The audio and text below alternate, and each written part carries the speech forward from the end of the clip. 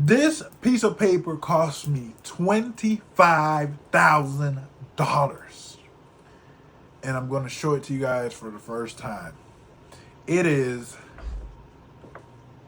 my actual university diploma. This piece of paper cost me $25,000. And actually, it's probably a little bit more than that, actually. And today, I kind of just want to talk about it. So, hey, I wanted to just really want to talk about this piece of paper and just kind of share what my thoughts and observations are. When you are young and you're Hispanic, you unconsciously and consciously want to make your parents proud of you, right? And my whole life, I've always been someone that has defied expectations in every sense of the word. And so, I don't think anybody in my family thought that I would have been the one, first generation here in the United States, to get a degree, right? Because I was a bad little kid growing up. I didn't have, really a lot of enthusiasm for school or anything like that. And I think they were surprised when I actually finally got my college degree in business management. And so I just kind of want to say a few words if you are in college now or if you're thinking about going to college. What are my observations and thoughts now that I've been, I graduated in 2020, it's been 5 years out. And the honest truth, up until this point, I realized a lot of things. I realized that up until now, I have done everything quote unquote safe. I got the safe degree. I got a business management degree. I could go into a lot of different areas. I could go into government. I could go into business. I could go into nonprofit. So I got the safe degree, but it wasn't, I think, the right choice for me, right? Because in all honesty, I honestly think that I would have liked to study a lot more about criminal justice and the justice system, just stuff of that nature. But, when I was younger, they were like, get a safe degree. You can go anywhere in business. You can still go into, criminal justice and all that. Just pick a safe degree. And that's what I did. I got a safe degree, quote unquote. And it's been 5 years since I graduated from college or university, and I've never used it. Like, I literally had this hanging up in a beautiful case that the university gave me, and I've never even used it. And I think there's some lessons I want to take out here for you guys if you're in college right now. And it's number one, you have to acknowledge that it's really hard to step away and do something no one in your family has ever done, especially when you're not the one paying for it, or I think what it is the only path you see, right? You only see one path your whole life. Go to school, get a college degree, and it's drilled into your head from the time you're a little kid to go to school. Real people have college degrees. And I think the reality is for me, after I spent years having sleepless nights, dealing with crazy college professors, turning in hard assignments, and all the precarious things that comes with going to college and working full time. I remember there was a point where I was working 7 days a week. I never had a day off for years. Like, I would be going to school Monday to Friday, and then working a full-time job, and then, on top of that, doing real estate. So my schedule was always constantly full. And so I think the first lesson I would give you is, and it's harder, it's easier said than done what I'm about to tell you, but you have to return to yourself, right? You have to decide if, first, number one, you have to recognize it's hard, number one. Number two is, you have to sit down with yourself and really ask yourself, what makes you happy? What lights you up? What's your passion? Now, I think there are proponents of that say, yeah, Gabriel, but what makes you happy doesn't pay the bills, or what doesn't,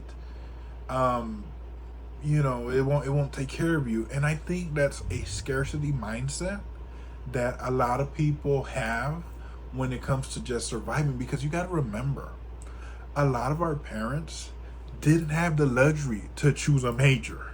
They didn't have the luxury of having space to actually think about what they want to do. And so the luxury that's been afforded to us is that we actually have time and space to really figure out what we want to do with our lives. I think for me, I was never really a business major. I was always a helping people major, if that makes any sense. Maybe from my own trauma, or maybe from the inner desire in me to like help others. But, I think the key here is what brings you alive.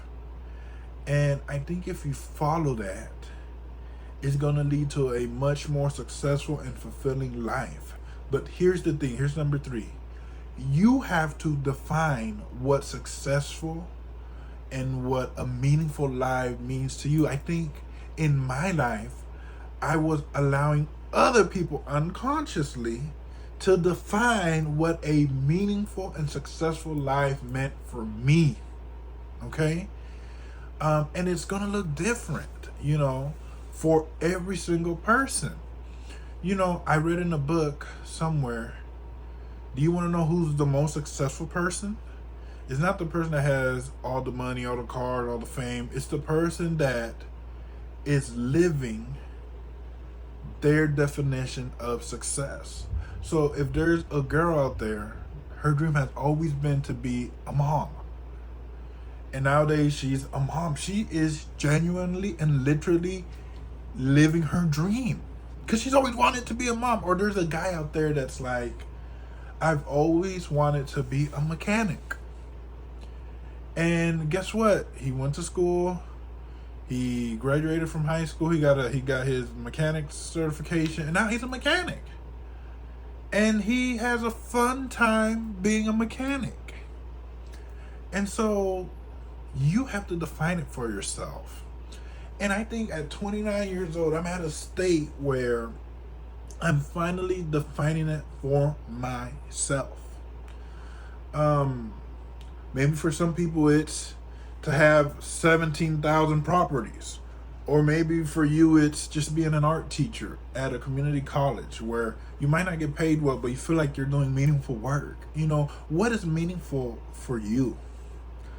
But here's the thing, when you do that and you let go at other people's expectations, it's a lonely path, because your own family's going to judge you, your friends are going to judge you, people won't understand what you're doing, but that's the truth. But at the end of the day, you have to be happy with the choices that you make.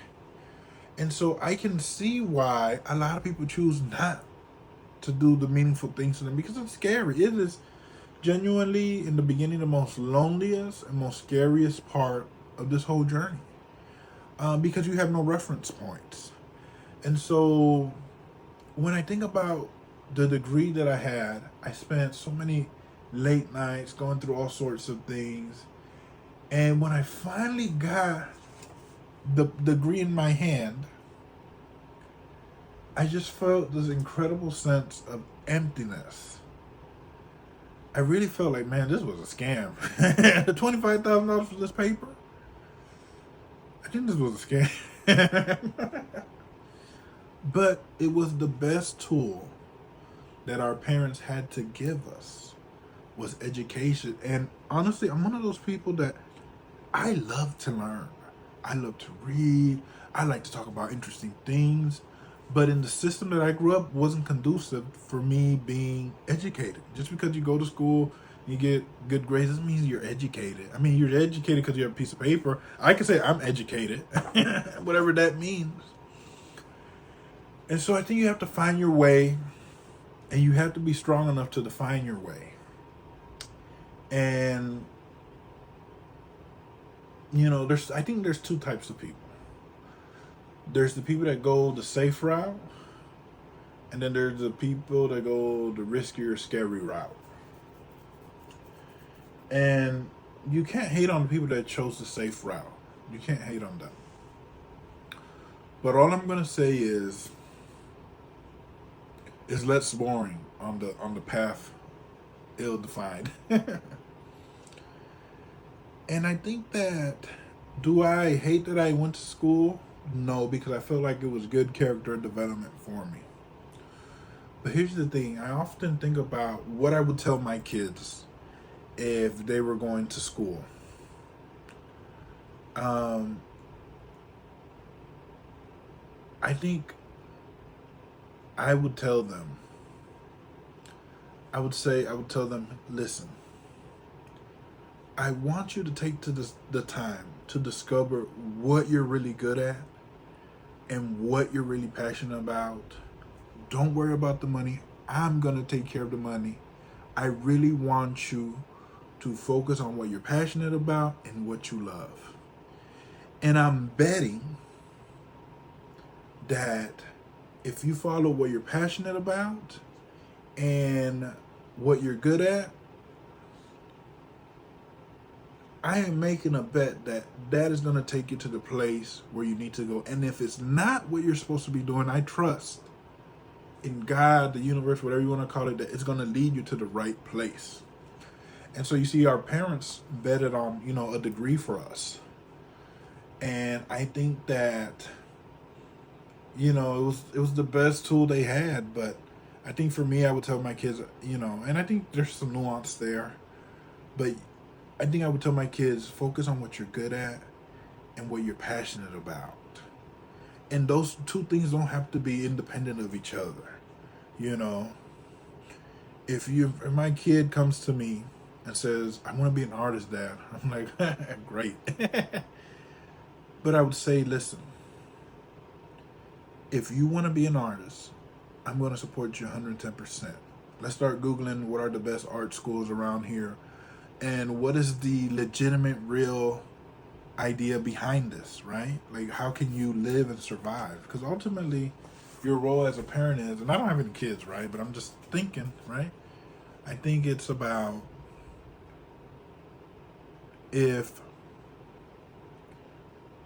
not just survival, but thriving. Let's go figure out what are the best art schools. Let's figure out, how we can position you well to be successful. Because ultimately, my job as a parent is to position you as best as I can with the tools and resources and knowledge that I have in order to give you a better life than what I had, ultimately. So I think at the end of the day, in conclusion, if you're watching this video, it's because there's probably something that's been uneasy in your heart, or something's been knocking at your heart about what the greater meaning of life is. And I can tell you that, I feel like I have to say this. I feel like you can fail more than once and get back up. You can fail more than once and keep getting back up. And I think that's what life is ultimately. Yeah, you might have went to school for a degree and now you don't really like it, or you're not feeling it. You have the option to reinvent yourself, kind of like the caterpillar turns into a butterfly. You have the power to reinvent yourself and make your life great. So I want to take a moment to just thank you guys so much for watching. If you made it this long, I know y'all did.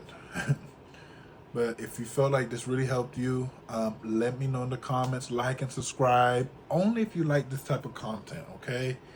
I don't want like a bunch of subscribers and they're not doing it. I wanna interact with you. I wanna hang out with you, and just thank you for watching this. Right? All right, I'm rambling again. So see you guys later. Bye.